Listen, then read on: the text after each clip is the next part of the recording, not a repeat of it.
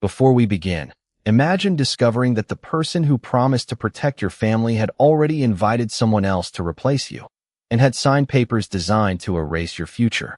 Stay with this story, because the quietest woman in the room is about to reveal who truly protected the company, the employees, and the child everyone else forgot. And if you believe dignity matters more than status, subscribe to the channel and tell us in the comments what you would have done in her place. Now listen closely, because the first sound Evelyn heard was not an apology. It was a pen striking marble. Some signatures don't end a marriage, they erase an empire. The fountain pen struck the marble table with a sharp click that echoed through the dining room. Adrian Whitmore didn't even bother sitting back down. He simply folded his arms, looked at his pregnant wife with detached confidence, and pushed a thick folder across the polished white stone. 5 years, he said evenly. That's long enough to know when you've married the wrong person. Outside the floor-to-ceiling windows, Boston Harbor shimmered beneath the fading orange sky. Inside, the silence felt colder than winter. Evelyn Carter Whitmore rested one hand protectively over the gentle curve of her 7-month pregnancy before lowering her eyes to the first page. Petition for dissolution of marriage. She didn't flinch. Across the table, Sabrina Monroe crossed one elegant leg over the other, comfortably occupying the chair that had always belonged to Evelyn during family dinners. Her crimson dress reflected softly beneath the chandelier. Around her neck hung a delicate sapphire pendant. Evelyn recognized it immediately. It had been her grandmother's birthday gift. She had spent 2 days searching for it last month. Adrian noticed her gaze. I thought it suited Sabrina better. The words landed quietly. That somehow made them worse. I've met someone who actually understands me, Adrian continued, his voice calm, almost rehearsed. Someone who shares my vision. Someone who doesn't disappear behind pregnancy and excuses. Sabrina smiled without speaking. She didn't need to. Adrian was saying everything for her. I've already prepared a settlement. He tapped the folder with one finger. The house stays with me. The company is mine. You'll receive enough to live comfortably. And after signing, you'll leave by tomorrow evening. His eyes never softened. Please don't make this ugly. Evelyn slowly turned another page. Every paragraph had been prepared with astonishing precision. No ownership. No voting rights. No future claims. No public disclosure regarding Adrian's relationship with Sabrina. Everything reduced to signatures. Everything designed to erase 5 years with a single stroke of ink. For several seconds, no one moved. Adrian mistook her silence for surrender. He had spent years believing the quiet woman across from him depended entirely on the life he had built. He never asked where the anonymous investors had appeared whenever Whitmore Development stood on the edge of collapse. He never questioned why impossible financing somehow arrived hours before bankruptcy deadlines. He called it luck. Successful men often do. Evelyn reached the final page. There was a place waiting for her signature. Instead, she laughed. Not loudly. Not bitterly. Just one quiet laugh that completely broke the script Adrian had imagined. His forehead tightened. What exactly is funny? Evelyn looked at him for the first time that evening. Her green eyes held neither tears nor anger. Only calm. The kind of calm that appears after every difficult decision has already been made. You really believe, she said softly, that today belongs to you. Adrian frowned. I'm offering you dignity. No. She closed the folder with gentle precision. You've confused confidence with ownership. Without another word, Evelyn reached for her phone resting beside the untouched glass of sparkling water. She unlocked it, tapped one familiar contact. The call connected after a single ring. A composed male voice answered immediately. Good evening. Evelyn never looked away from Adrian. Lucas. Yes, madam. Her next sentence lasted only 4 words. Activate the Carter Protective Review. Silence. Then came the reply. Understood, Miss Carter. I'll notify the independent directors, the secured lenders, and outside counsel. The call ended. Across the table, Adrian exchanged a puzzled glance with Sabrina before giving a dismissive smile. Who exactly was that supposed to impress? Evelyn stood slowly, smoothing the cream fabric of her maternity dress. She walked toward the entrance without touching the papers. Just before reaching the door, she paused without turning around. I hope, she said quietly, your true love enjoys emergency board meetings. The front door closed with a soft click. For several seconds, neither Adrian nor Sabrina spoke. Then Adrian laughed. Outside, the evening air carried the scent of the harbor. Across downtown Boston, Carter Meridian Capital notified counsel, lenders, and board representatives. And somewhere inside that tower, a confidential file bearing Adrian Whitmore's name quietly changed from routine monitoring to covenant review. The most dangerous sacrifices are the ones no one remembers you ever made. From Carter Meridian's 54th floor, no one could see that Whitmore Development had once been rescued by a woman whose name never appeared in a press release. 5 years earlier, Whitmore Development was nothing more than a promising real estate company drowning beneath impossible debt. Banks had stopped answering calls. Investors had quietly disappeared. Payroll was only 2 weeks away from collapsing. Inside a cramped conference room, Adrian Whitmore stood before a projection screen covered with declining numbers. His tie hung loose. Coffee had gone cold hours earlier. "I'll figure something out," he insisted. No one answered. Every executive around the table already knew the truth. There was nothing left to figure out. That same evening, Evelyn Carter walked through the rain carrying 2 cups of coffee. She wasn't wearing designer clothes then, only a simple cream sweater beneath a navy coat. Her golden hair had become damp from the weather. She smiled the moment Adrian opened the office door. "You haven't eaten." "I've been busy." "You've been stubborn." For the first time that week, he laughed. They spent hours reviewing contracts scattered across the conference table. Adrian explained construction delays, loan obligations, unfinished developments, rising interest rates. He believed he was teaching Evelyn about business. He never noticed how little she wrote down. Instead, she kept asking questions. Small questions, quiet questions, questions that somehow reached the exact weakness inside every financial problem. What happens if someone purchases the secondary debt? Which lender owns the voting rights? Who controls the convertible notes? Adrian smiled proudly. "You learn quickly." She returned the smile. "I've always enjoyed puzzles." Around midnight, Adrian finally leaned back. "I'm sorry you've had to see this. You married someone who's probably going bankrupt." Evelyn reached across the table and gently squeezed his hand. "We'll find a way." He believed those words came from hope. They actually came from certainty. Later that night, after Adrian finally fell asleep on the office sofa, Evelyn quietly stepped into the hallway. She checked the time. 12:17 a.m. Then she placed a phone call. The line connected immediately. "Lucas. Good evening, Miss Carter. I need a complete acquisition report." "For which company?" "Whitmore Development." There was no hesitation. No spending limit. None. Lucas remained silent for several seconds. Then he asked the only question that mattered. "Would you like the purchase to remain anonymous?" Evelyn looked through the glass wall toward Adrian sleeping inside the conference room. His head rested against unfinished architectural drawings. Exhaustion had finally defeated pride. "Yes. I don't want him to know." Lucas answered softly. "It will be done." The call ended. 48 hours later, 3 investment funds unexpectedly purchased Whitmore Development's distressed debt. A private lender refinanced critical obligations. An institutional investor injected emergency capital. Construction resumed. Employees kept their jobs. The press praised Adrian's leadership. Asked how he saved the company, he always answered, "A little luck." Watching quietly from home, Evelyn never corrected him. Months became years. Whenever another crisis appeared, another anonymous investor arrived first. Whenever banks closed one door, someone invisible quietly opened another. The board called the mystery investor Guardian Capital because no one knew its true owner. Only Lucas understood.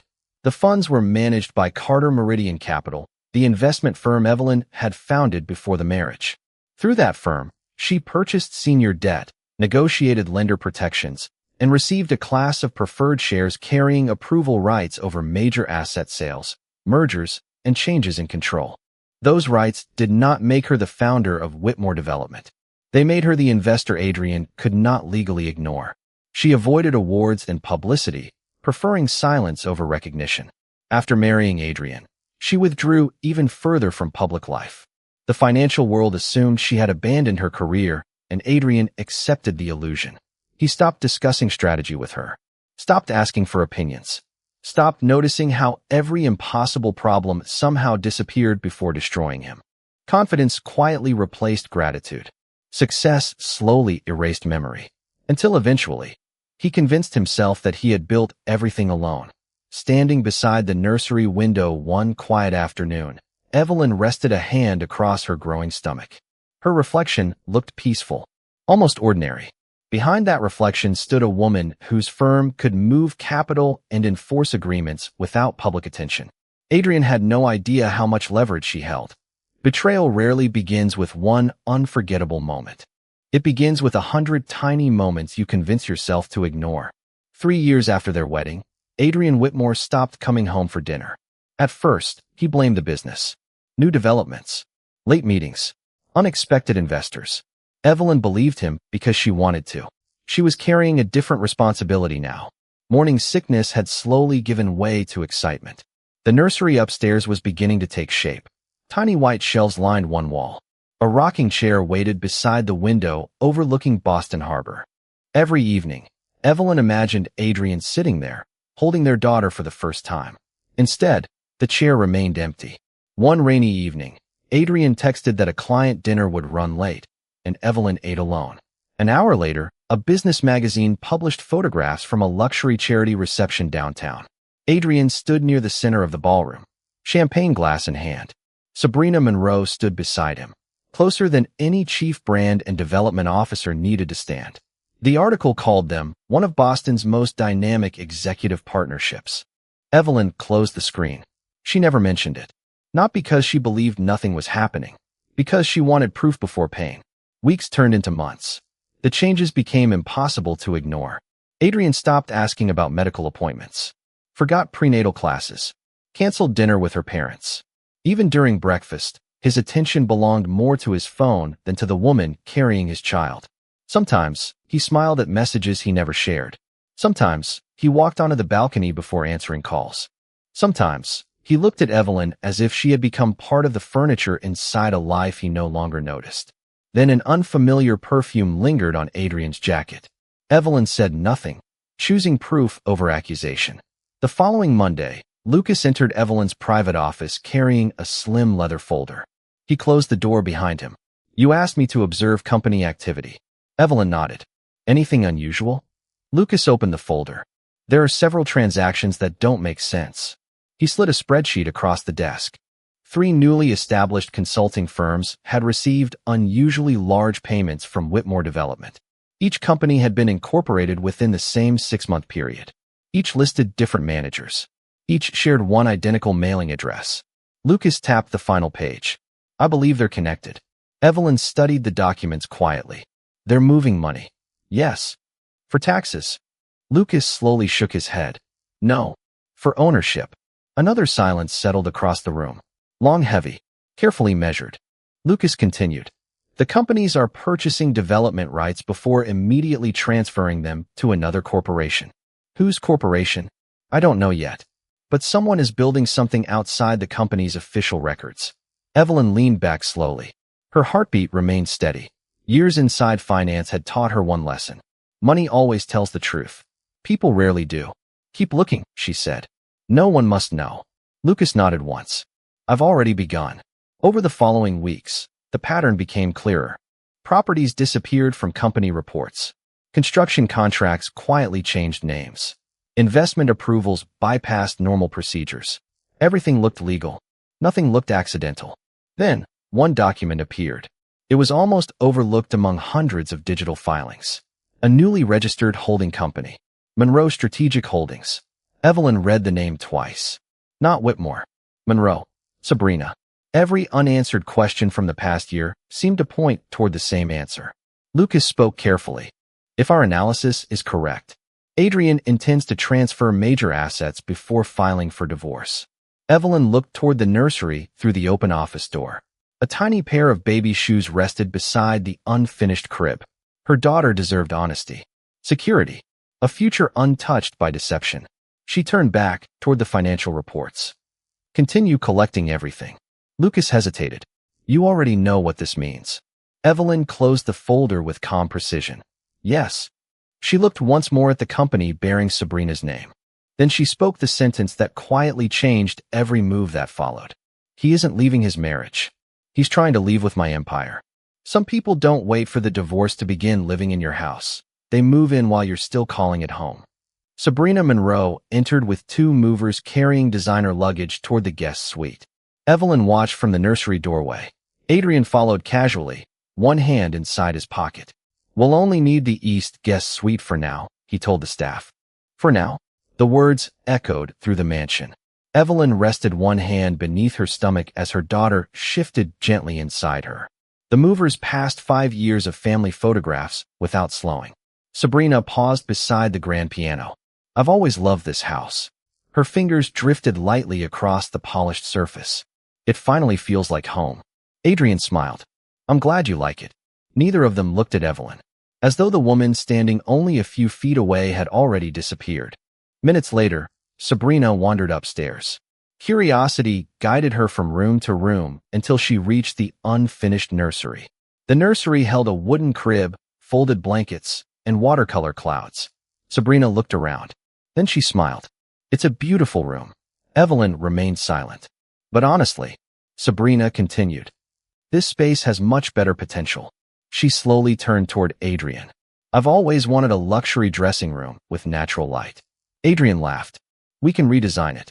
He spoke without hesitation, without looking at the crib, without looking at his pregnant wife, without looking at the future growing beneath Evelyn's heart. The silence that followed felt heavier than any argument. Evelyn gently picked up one tiny knitted baby sock from the changing table.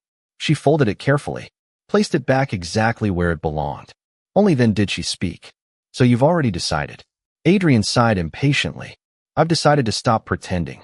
He reached inside his leather briefcase and removed another document. This one was thinner, more aggressive. "I had my attorneys revise the settlement." He handed it to Evelyn. "The first offer was generous. This one reflects reality."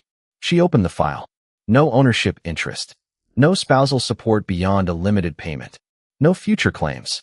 A confidentiality clause preventing her from discussing his relationship with Sabrina. And one additional paragraph. She must vacate the property within 48 hours. Adrian watched her read. "This is fair." Evelyn slowly lifted her eyes. "For whom?" "For everyone." Sabrina crossed her arms. "You can't expect Adrian to spend the rest of his life feeling guilty." "I don't," Evelyn answered quietly. "I expect honesty." Adrian's patience disappeared. "You've been living comfortably because of me. I built everything you see. I gave you this life." His voice filled the hallway. Employees working downstairs instinctively stopped moving. No one wanted to witness what came next. The house they had chosen together suddenly felt unfamiliar. Then she lowered her eyes to the document still resting in her hands. Without reading another word, she removed a fountain pen from the nearby console table. Adrian smiled. "I knew you'd make the right decision." She uncapped the pen, signed her name, then calmly turned the page over. It wasn't the divorce agreement. Hidden beneath it was another document Lucas had quietly delivered earlier that morning. A single-page authorization. Carter Meridian Protective Notice. Evelyn signed that page instead. Her handwriting remained perfectly steady. She folded it once, placed it inside a cream envelope, then handed it to the waiting chauffeur standing near the entrance. "Please deliver this immediately." The driver accepted it without question.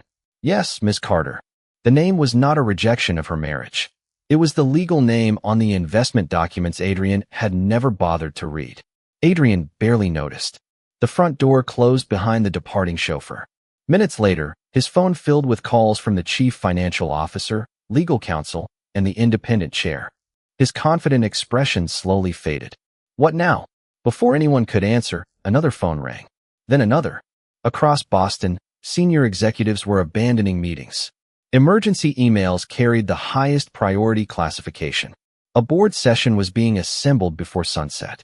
Inside Whitmore Development, outside counsel had advised the company to pause every pending transfer connected to Monroe Strategic Holdings under the lender covenants and the board's document preservation policy. Nothing had been seized. Nothing had been decided. But nothing suspicious would move another dollar before independent directors reviewed it. Standing quietly beneath the chandelier, Evelyn looked at Adrian with the same calm expression she had worn all afternoon. "You wanted to start a new life today," she said softly. "I simply decided to start mine first." For the first time since walking into the house, Adrian wasn't smiling anymore. The first person abandoned by a liar is often the accomplice who believed she was different. Sabrina Monroe stared at the conference room monitor as the ownership chart came into focus. It did not say founder Evelyn Carter. It said something far more precise. Controlling investor, Carter Meridian Capital. Beneficial owner, Evelyn Carter. Class of preferred voting rights, active. Every document had been authenticated by outside counsel. Every signature had been traced through the company's transfer agent. Carter Meridian had not created Whitmore Development, but it had rescued the company 5 years earlier and received contractual rights Adrian had repeatedly described as routine financing language. Those rights included consent over a merger, the sale of major development assets, and any transaction involving an executive's related party. Sabrina turned toward Adrian. You told me she stayed home because she had nothing. Adrian did not answer. You told me the company belonged entirely to you. I can explain. Lucas opened a second evidence folder. The records will explain more accurately. A timeline appeared, consulting agreements, digital approval logs, travel records, revised property schedules, and emails preserved on company servers. The general counsel reminded everyone that the review had been conducted under a formal litigation hold. No private account had been hacked. No secret microphone had been planted. The evidence came from corporate systems, lender files, and materials voluntarily produced by the people involved.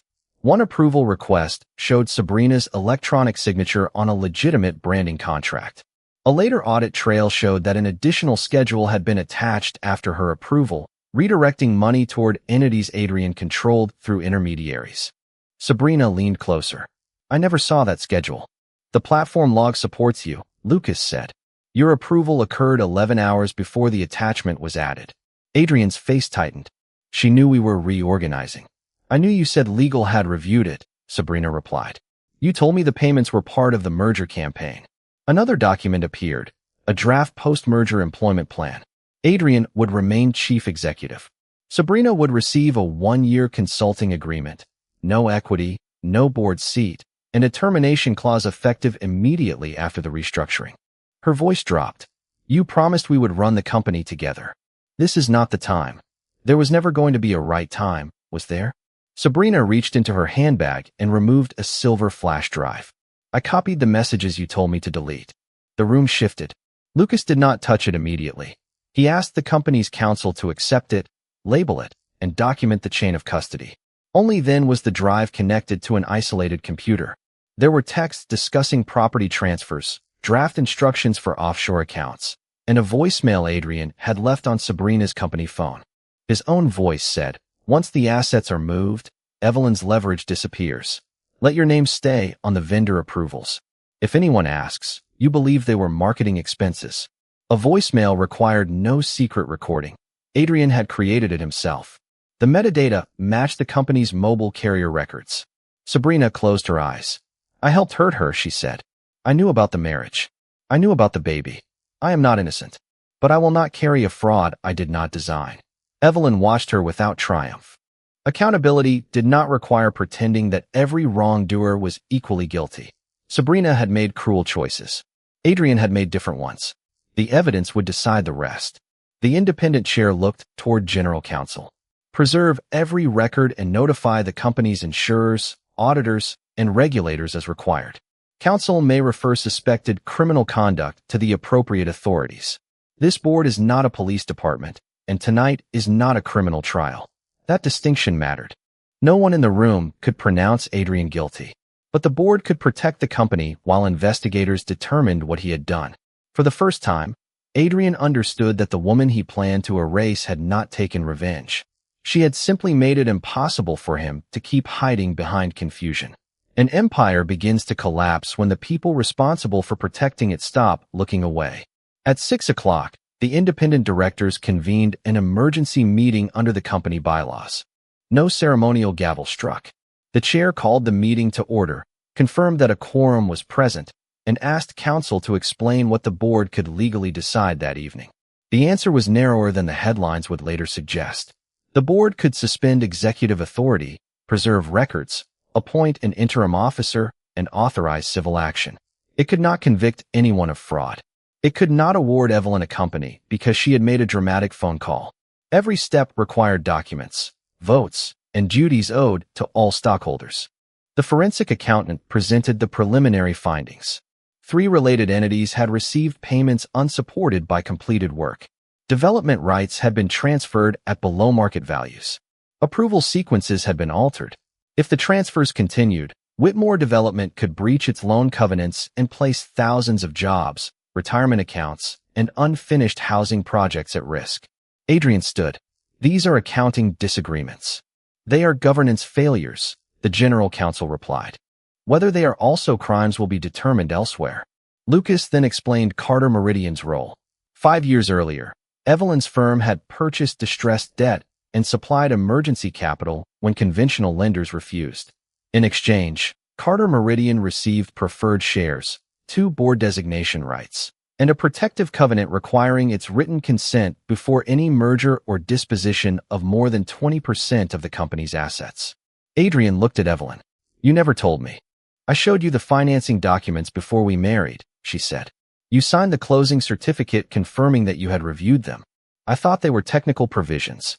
You thought anything that protected you was important, and anything that protected someone else was technical. The words were quiet, but no one mistook them for weakness. Adrian tried one final defense. I built this company. You founded it, Evelyn answered. You gave it a name and a vision. I will never take that from you. But when it nearly failed, my firm supplied the capital, negotiated the rescue, and accepted the risk. You managed the company after that. We both contributed. The difference is that I never used my contribution to erase yours. That answer changed the room. It was more credible than claiming she had secretly created everything. It also made Adrian's betrayal harder to excuse. The chair read the proposed resolutions. First, Adrian would be placed on administrative leave pending the independent investigation. Second, the chief operating officer would serve as interim chief executive. Third, Evelyn would accept a temporary non-executive chair role because Carter Meridian held the voting rights necessary to designate her, subject to the same fiduciary duties as every other director. Fourth, outside counsel could seek an injunction to stop disputed asset transfers. The votes were recorded one by one. 11 directors supported the resolutions. Adrian, as an interested director, did not vote. Sabrina had no board seat and no voice in the decision. Security did not drag Adrian from the building. Human Resources collected his access badge. Counsel explained the preservation order, and he left with his attorneys through a private exit. Evelyn remained seated after the others stood. Her daughter moved beneath her hand. She had protected the company, but the marriage could not be repaired by a board resolution. That matter would proceed separately in probate and family court, with financial disclosure, counsel for both sides, and decisions based on Massachusetts law rather than applause. Outside, reporters shouted questions at anyone who approached the doors. Inside, Evelyn signed only one document, an acknowledgement that her new position required her to act for the corporation and all its stockholders, not merely for herself. Power, she had learned, was most trustworthy when it came with limits. The hardest verdict is often the one delivered before any judge speaks, the moment evidence removes every excuse. 6 weeks later, Evelyn entered the business litigation session of the Suffolk Superior Court. She was 8.5 months pregnant, moving carefully beside Lucas and her attorneys. The hearing was not a divorce trial. It concerned the company's request for a preliminary injunction against disputed transfers and the return of records allegedly removed from corporate systems. Adrian sat with civil counsel. Sabrina sat at a separate table with her own lawyer.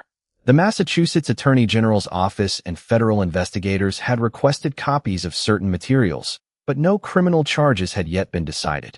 The judge reminded the crowded courtroom that allegations were not convictions and that the day's question was whether the company faced a substantial risk of irreparable harm. The forensic accountant explained the transaction pattern. Vendor payments flowed to newly formed entities. Property rights moved for less than appraised value. Digital logs showed that attachments had been added after approvals. The court reviewed sworn affidavits, banking records obtained through lawful process, and the voicemail Adrian had knowingly left. His lawyer called the conduct poorly documented restructuring. The judge looked over her glasses. Poor documentation does not explain why beneficial ownership was concealed from the board. Sabrina testified under a cooperation agreement in the civil case, not immunity from every consequence. She admitted the affair and her role in presenting the consulting companies as legitimate. She also described how Adrian altered schedules after she signed them and planned to terminate her once the merger closed. "I wanted his life," she said. "I did not understand that he intended to make me responsible for losing it." Evelyn did not forgive her from the witness table. She simply told the truth. Sabrina had humiliated her, entered her home, and treated her unborn child as an inconvenience. Cooperation mattered, but it did not erase harm. The judge granted a limited preliminary injunction. The disputed entities were barred from transferring identified assets. Relevant accounts would remain subject to ordinary business expenses, but not extraordinary withdrawals. The company received expedited discovery and permission to seek recovery of funds. The order did not transfer ownership to Evelyn and did not determine criminal guilt. Outside the courtroom, reporters asked whether she had won. "This order protects employees and evidence," Evelyn said. "It is not a trophy." Her divorce proceeded in the probate and family court. Massachusetts required full financial disclosure, and the court could consider the entire marital estate, including conduct, contributions, needs, and future opportunities. Carter Meridian had existed before the marriage, but that fact did not permit either spouse to hide information or dictate the result alone. After weeks of negotiation, Adrian withdrew his demand for control of Carter Meridian. Evelyn did not claim that every asset carrying her name was automatically untouchable. Instead, both sides exchanged valuations, identified marital growth, addressed the penthouse, and agreed on temporary support and medical expenses. The final judgment would come later. As Evelyn left the courthouse, Adrian called her name. "I never knew what you had built," he said. "You knew enough to ask," she replied. "You chose not to." He lowered his eyes. For years he had mistaken not knowing for innocence. The law would decide money and responsibility. It could not restore the moments he had thrown away. Evelyn stepped into the autumn sunlight with one hand beneath her daughter. 2 weeks remained before the due date. For the first time, the future felt like a place she was approaching rather than something she had to defend. The greatest inheritance a child can receive is the courage of a parent who refused to surrender her dignity. 2 weeks later, a newborn's cry filled Carter Meridian Medical Center. Evelyn held her daughter against her chest while early snow moved across Boston Harbor beyond the window. She named the child Nora, after the grandmother whose sapphire pendant had begun the story. Lucas returned the necklace in a small velvet box. It had been recovered with Sabrina's belongings and turned over through counsel. Evelyn placed it beside the crib. One day, she can decide whether it is jewelry or a reminder. There were no cameras in the maternity room, no board members, and no triumphant speech. Only a tired mother, a healthy child, and the first quiet morning in months. The legal consequences unfolded slowly, as real consequences often do. The civil case continued through discovery. Whitmore Development recovered part of the diverted money and settled with several vendors. Months later, prosecutors announced charges supported by records gathered through warrants and subpoenas, not by a boardroom declaration. Adrian eventually entered a negotiated plea to offenses tied to false corporate records and misuse of company funds. He resigned permanently, paid restitution, and accepted that his business reputation would never return to what it had been. Sabrina also faced consequences. Her cooperation reduced, but did not erase her liability. She surrendered compensation linked to the false contracts, completed community service, and was barred by settlement from serving as an officer of a public company for several years. She did not instantly become a symbol of redemption. She began again in an ordinary administrative job where no one cared whom she had once dated. Accountability came before reinvention. The divorce judgment was entered months after Nora's birth. The probate and family court approved a negotiated division after full disclosure. Evelyn retained Carter Meridian and her premarital voting interests. Adrian retained assets allocated to him, subject to restitution and reimbursement obligations. The marital residence was sold rather than handed to either side as a prize. Parenting arrangements were deferred until Adrian demonstrated stability and followed professional recommendations. The child's welfare, not his regret or Evelyn's anger, guided every decision. Whitmore Development survived under independent management. Evelyn remained non-executive chair for 1 year, then stepped back after governance reforms were completed.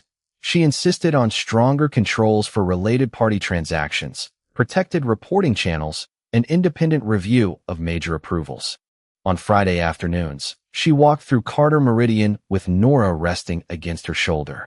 She learned the names of receptionists, analysts, security officers, and assistants. She did it because companies were not empires built from glass and marble. They were promises made to people who trusted their paychecks, pensions, and futures to leaders they might never meet. One winter afternoon, Lucas brought the final restructuring documents. Whitmore Development will continue under its own name, he said. Carter Meridian remains the controlling investor, but the company is no longer dependent on emergency protection. Evelyn smiled. Then we did what investors are supposed to do. We helped it survive without needing us forever. That choice completed her transformation.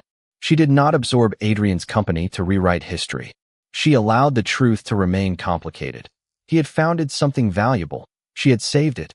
And both facts could exist even after the marriage ended. Nora stirred and reached toward the light. Evelyn kissed her forehead.